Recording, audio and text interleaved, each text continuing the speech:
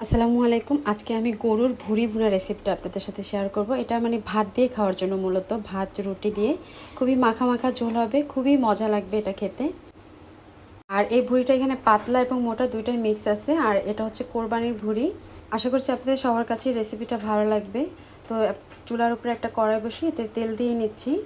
তেলের পরিমাণটা একটু কম করে দিতে হবে, কারণ কোরবানির গরুর ভুঁড়ির ভিতরে বেশ তেল থাকে। আর যাতে গন্ধ না আসে এই কারণে আমি বড় এলাচ, ছোট এলাচ, তারপর 3টা লং, 2টা তেজপাতা, দারুচিনি দিয়েছি।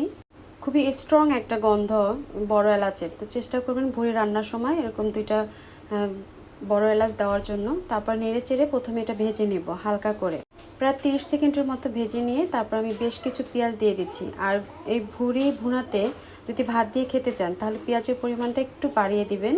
দিয়ে দিচ্ছি পরিমাণ মতো লবণ, আর পেঁয়াজের সাথে আমি 2-3টার মতো কাঁচামরিচও দিয়েছি।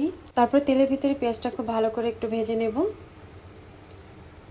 এটা যখন ভাজতে থাকবেন তখন খুবই সুন্দর একটা সুগন্ধ ছড়াবে, মানে গরম মশলা তেলের ভিতরে ভাজার যে একটা সুন্দর সুগন্ধ, সেটা আপনার পুরো বাসায় একদম ছড়িয়ে যাবে। তারপরে দিয়ে দিচ্ছি আদা বাটা আর রসুন বাটা আমি একসাথে করে এখানে 2 চা চামচ দিয়েছি। দিয়ে দিচ্ছি হলুদের গুঁড়া 1 চা চামচ, লাল মরিচের গুঁড়া আমি এখানে 3 চা চামচ দিয়েছি। তবে ঝালটা যার যার পছন্দ অনুযায়ী দিতে পারেন, তবে আমার মনে হয় ভুঁড়ি রান্নাতে একটু ঝাল ঝাল হলেই ভালো লাগে। তারপর ধনিয়ার গুঁড়া 1 চা চামচ দিয়েছি, আর জিরার গুঁড়া দিয়েছি 1 চা চামচ পরিমাণে। মশলাটা একটু নেড়ে অল্প পরিমাণে পানি দিয়ে মশলাটা খুব ভালো করে কষিয়ে নিতে হবে।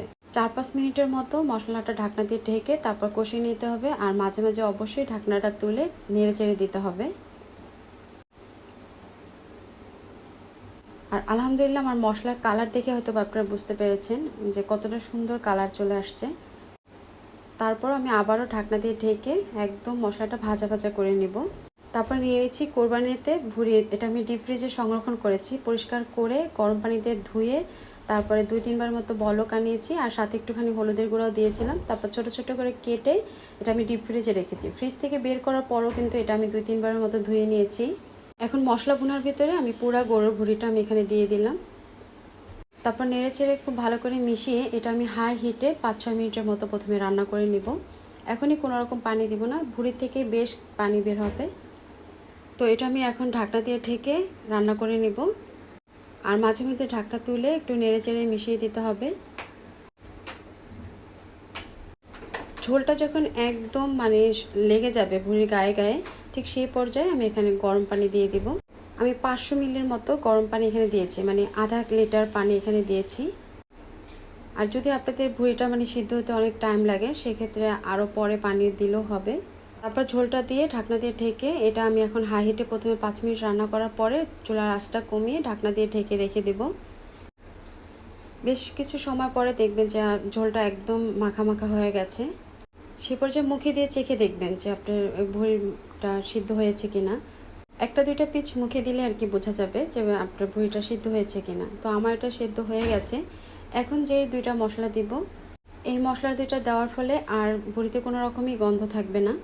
টালা জিরার গুঁড়া দিয়ে দেব 1/2 চা চামচ পরিমাণে, আর গরম মশলা পাউডার দিয়ে দেব 1/2 চা চামচ পরিমাণে।